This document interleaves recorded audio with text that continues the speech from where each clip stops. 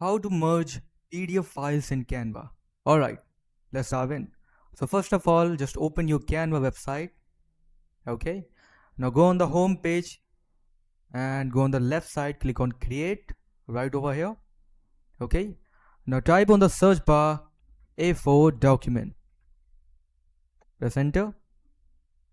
Now from here, click on document A4 portrait. As you can see.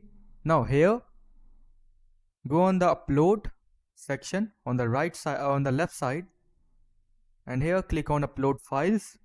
Select your PDFs. I'm gonna go and select my PDF from here.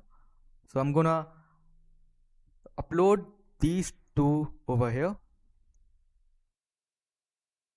Now as you can see, my PDF is added, so just click on it. So as you can see, both PDFs are added. Now as you can see, both PDFs are added in one design.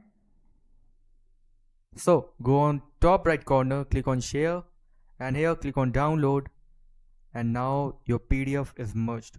Just click on download and your two PDF will be in one PDF.